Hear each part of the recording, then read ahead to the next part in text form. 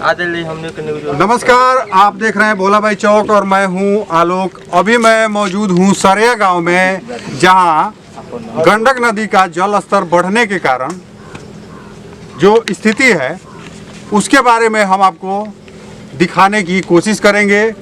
यहां के जो स्थानीय निवासी हैं उनसे बात करते हुए यहां की जो स्थिति है उसको समझने की कोशिश करेंगे।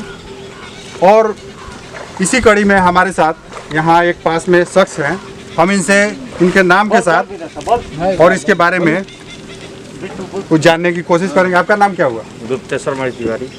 गुप्तेश्वर मणि तिवारी इनका नाम है। आप कहाँ से? सरिया से? सरिया पंचायत से ही है। सरिया पंचायत से ही है। अच्छा, ये बताइए, ये जो गंडक नदी है इसका जो जल स्तर है, इसका जो पानी का जो स्तर है, ये कहाँ तक बढ़ गया है?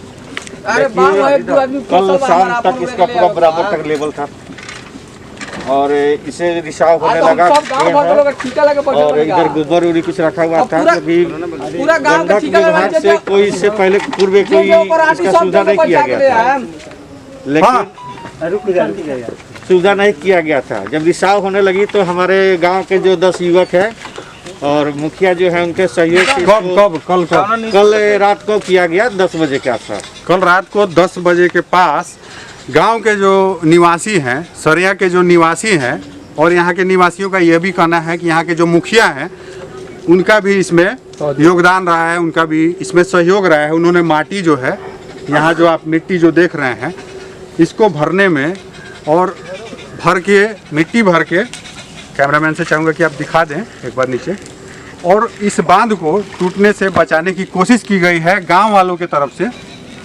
गांव वाले के तरफ से ये प्रयास जो है, आप समझ सकते हैं कितना छोटा है। और अभी तक सरकार के तरफ से, प्रशासन के तरफ से यहाँ कुछ भी ऐसा व्यवस्था नहीं किया गया है जिससे गांव वाले जो फिलहाल दहशत में हैं, उनके अंदर जो भय है वो कम हो सके। और गांव वाले अपने स्तर पे, आप समझ सकते हैं, जो एक मुखिया होता है उसके पास जो कुछ भी संसाधन होता है वो अपने स्तर से ये इतने बड़े समस्या का समाधान कैसे कर सकता है, कैसे इससे निपट सकता है। लेकिन यहाँ आप देख सकते हैं कि जो विद्युत विभाग है उसके द्वारा जो कुछ नाविक जो फंसे हुए थे इस नदी में, उनका नाव फंसा हुआ था, उनको बचाने की कोशिश की गई है। उन्हें बचाकर यहाँ से निकाला भी गया है, इस तरह की कोशिश की जा रही है। लेकिन जो गांव के निवासी हैं वो जो है पूरी तरह से कहीं ना कहीं दहशत में है, क्योंकि अगर ये बांध, आप जल स्तर देख सकते हैं कि कहाँ तक है। और कल जैसा कि ये बता रहे हैं, गांव वाले बता रहे हैं, ये बढ़ के बांध तक आ चुका था। तो ऐसे में आप समझ सकते हैं कि समस्या कितना भयावह है। और इस स्थिति से निकलने में गांव वालों का जो प्रयास है वह भी कितना छोटा है।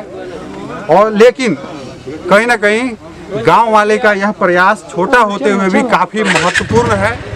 और जैसा कि मैं यहाँ एक और निवासी है, आप आ जाइए, मैं इनसे भी जानने की कोशिश करूँगा। आपका नाम क्या हुआ? सुभाष मणि तिवारी। सुभाष मणि तिवारी इनका नाम है। और ये जो बांध जो बनाया गया है, ये किसके सहायता से, किसके सहयोग से बनाया गया? मुखिया का भी सहयोग है और नवयुवक लोग का भी सहयोग है। अच्छा, गांव वालों में दहशत है इस बात का? जल स्तर बढ़ा है? हाँ, पूरा है। गांव की क्या स्थिति है? गांव में अभी लोग रह रहे हैं ना? अभी 75% लोग गांव से कल भाग गए। कल 7 बजे से लेकर 11 बजे रात तक लोग भागते गए। कल 7 बजे सुबह अपने अपने पहुनाई सब कर लिए। कल सुबह 7 बजे से रात को 11 बजे तक गांव के लगभग 75% लोग, 75% लोग ये स्थिति देखकर कि अगर बांध टूटता है तो उनका क्या हाल होगा, ये देख के जिनके पास भी जो विकल्प था वो वहाँ के लिए पलायन कर चुके हैं, यहाँ से निकल चुके हैं, अपनी अपनी जान बचा के निकल चुके हैं। लेकिन जो गांव में 25% लोग अब भी हैं, उनमें कहीं ना कहीं दहशत है, भय है।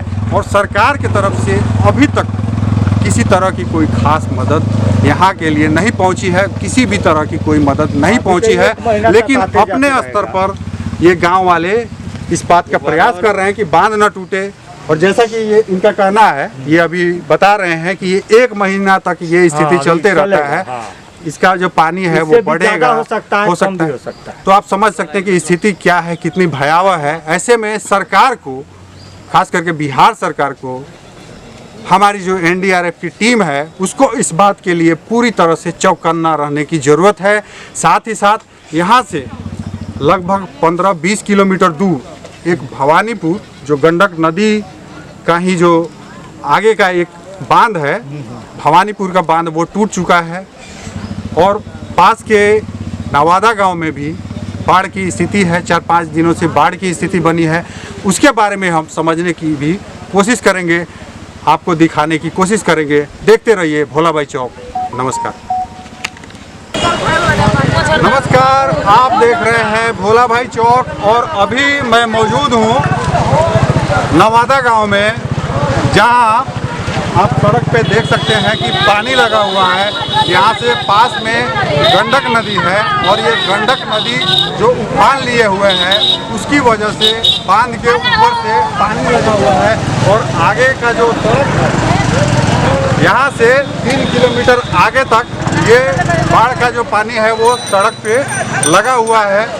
और ऐसे में यहाँ के लोग, यहाँ के स्थानीय लोगों का इस पर क्या कहना है ये जानेंगे और इनसे हम इसी बारे में बात करने जा रहे हैं। आपका नाम क्या है? प्रमोद पांडे। प्रमोद पांडे जी, ये जो बाढ़ की जो पानी है ये कब से आया? हाँ, तो ऐसे 4 दिन से पानी बढ़ रहा है। थोड़ा जोर से बोलिए। ये आवाज़ 4 दिन से, और 4 दिन से यहाँ पे जो कल की स्थिति थी, जब बांध वहाँ टूटा हुआ नहीं था तो यहाँ कमर भर पानी। और यहाँ से ये बांध कहाँ का टूटा? भवानीपुर। तो यहाँ के कुछ पानी कम हुए हैं, लेकिन फिर भी यहाँ नवादा में आप खड़े हैं, नवादा से लेके संग्रामपुर ढाला तक फिर भी रोड पे आप नहीं जा सकते हैं। कोई गाड़ी लेके वो दह सकती है पानी में, इतना पानी है अभी। यहाँ से नवादा से संग्रामपुर जो ढाला है वहाँ तक ये बाढ़ की जो पानी है, गंडक नदी जो उफान लिए हुए है उसकी पानी लगी हुई है। और आप समझ सकते हैं कि ये पानी 4 दिन पहले, जैसा कि इन्होंने कहा, प्रमोद पांडे जी आपका नाम है, आपने कहा कि 4 दिन पहले ये पानी जो है ये इतनी होती थी, यहाँ पे इतने पानी में यहाँ के लोगों को होकर गुजरना पड़ता था। लेकिन पास में जो भवानीपुर का जो बांध टूटा है उसकी वजह से ये पानी शायद इधर खींच रहा है और इसकी वजह से इधर अभी पानी जो है वो कम है। बावजूद इसके आप कह सकते हैं कि यहाँ के लोगों में इस तरह का दहशत है कि नदी उफान और न ले, नदी का पानी बढ़े नहीं और बाढ़ की चपेट में और भी गांव के और भी जो घर हैं वो ना आए। आप देख सकते हैं कि घरों की क्या स्थिति है, घर पानी में डूबे हुए हैं और इन घरों में जो लोग रहते हैं उनकी अभी क्या स्थिति होगी आप समझ सकते हैं। आपका नाम क्या हुआ? अनिकेत पांडे इनका नाम है। हम इनसे भी जानेंगे कि आप ये बताइए कि यहाँ जो घर है, आपका घर कहाँ होगा? हमारा घर सरिया बांध उसको देखने के लिए। अच्छा। पानी ज़्यादा चलते वापस जाएंगे। जब भवानीपुर बांध जो टूटा हुआ है उसकी वजह से ये लोग वहाँ जा रहे थे, लेकिन अभी थोड़ी देर बाद जाएंगे। आप ये बताइए कि इधर जो आप अभी जा रहे हैं, इधर से जा रहे हैं, इधर भी तो पानी भरा हुआ है, तो कैसे आप जाएंगे? यहाँ से नहीं जाएंगे, बांध से जाएंगे। बांध से होके जाएंगे। तो बांध जो है वो टूटा हुआ है और उसकी पानी इधर क्या बढ़ रही है क्या? ऐसा है आपके पास? तो बांध जो टूटा हुआ है उससे पानी इधर नहीं बढ़ रहा है, लेकिन दूसरी वजह पानी बढ़ रहा है या नहीं इसके बारे में भी हम जानने की कोशिश करेंगे। लेकिन वो जो जगह है यहाँ से 9 किलोमीटर दूर पड़ेगा, तो इसलिए हम अभी यहाँ से निकलकर वहाँ जाने की कोशिश करेंगे और जानेंगे कि वास्तविक स्थिति जो है फिलहाल वो क्या है। देखते रहिए भोला भाई चौक।